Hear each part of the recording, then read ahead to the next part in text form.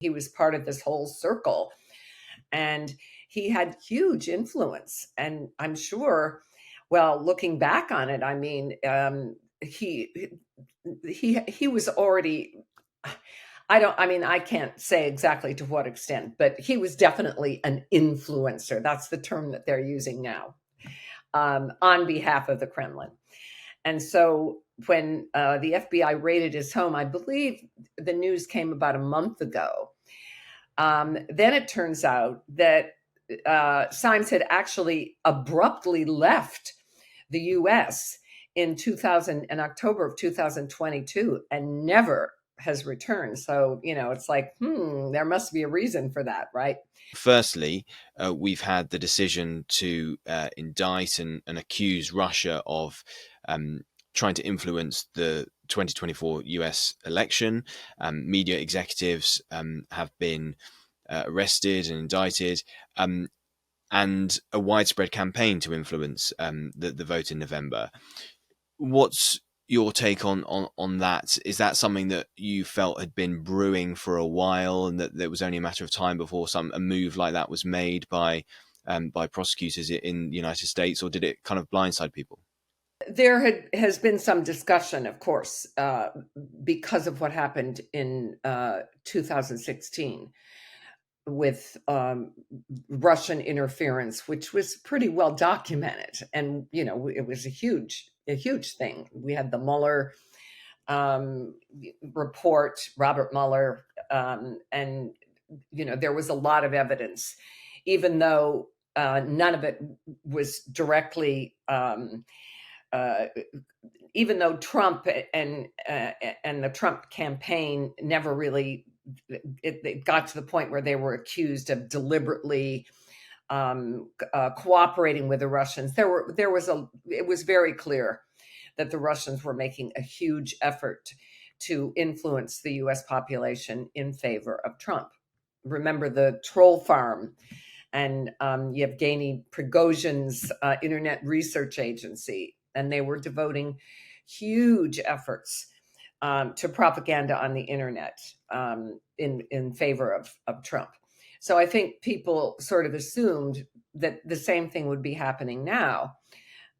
Reason being, and I think this is definitely the main reason that the Kremlin would be doing this, is that Trump has expressed doubts about supporting Ukraine. He said if he becomes president, the very first day the Ukraine conflict would end. Well, how would it end? It'd have to end with giving Russia a lot of concessions, right? I mean, there's just no question that the Kremlin favors Trump. So to that extent, I don't think it's a huge surprise. I think it was very interesting to me. The first kind of inkling that something big was happening was when I read that the FBI had raided the Virginia home of Dimitri Simes. And Simes, as you know, lived in the United States for years. He was a Russian immigrant. I think he came in 1973. And he was the editor of this publication called The National Interest. He was very closely tied with Nixon. And he's been, the whole time that I was living and working in Washington, he was like, he was part of this whole circle. And he had huge influence. And I'm sure, well, looking back on it, he was already, I can't say exactly to what extent, but he was definitely an influencer. That's the term that they're using now, on behalf of the Kremlin. And so when the FBI raided his home, I believe the news came about a month ago. Then it turns out that Simes had actually abruptly left the U.S. in October of 2022 and never has returned. So, it's like, there must be a reason for that, right? So I guess in that sense, I wasn't so surprised to find out that the FBI had been conducting this wider investigation, because I was kind of waiting for some sort of something to be announced about Dimitri Simes. But getting back to this development with these two agents that were courting this Texas communications, this news agency, and so on and so forth, it doesn't come as a huge surprise. And I as you mentioned, I've written books about the KGB, and they've for years had this program of so-called active measures. And part of active measures is to spread propaganda that favors the Kremlin. So why they wouldn't do it and be doing it now? Of course they're doing it. But the big question, the interesting thing is that the sort of the Trump, the pro-Trump people and the Trump campaign are starting to say that this has just been stirred up to cast aspersions.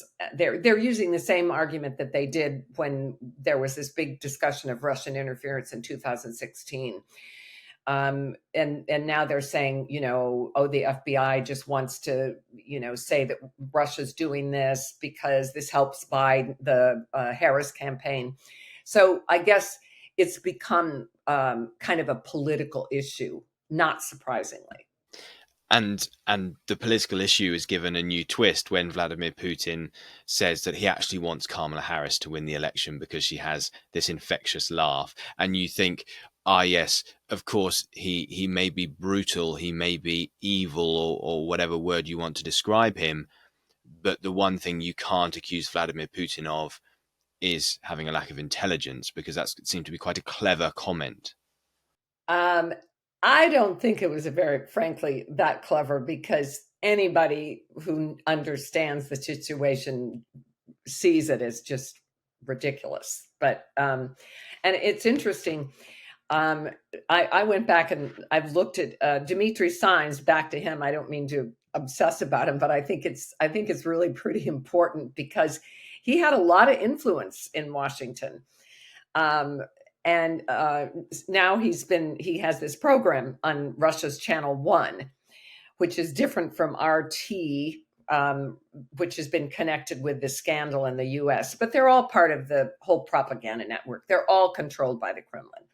Anyway, Symes just recently had on one of his programs, I just pulled it up and listened to it, and he's saying it's so obviously pro-Trump.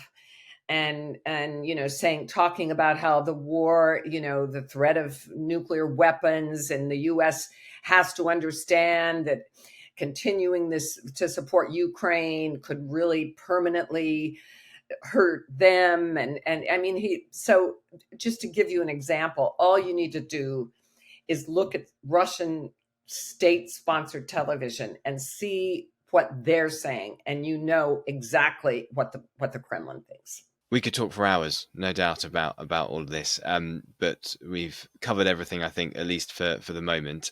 Thank you very much indeed for your time. It's been fascinating to get your thoughts on all of this, and we hope to speak to you on Frontline again before too long. Thank you so much. Thank you for having me. Thank you for watching this episode of Frontline for Times Radio. For more on the war in Ukraine, subscribe to the Times Radio YouTube channel. Listen to Times Radio on your digital radio, or you can read the Times online with your digital subscription or in print. Thank you and goodbye.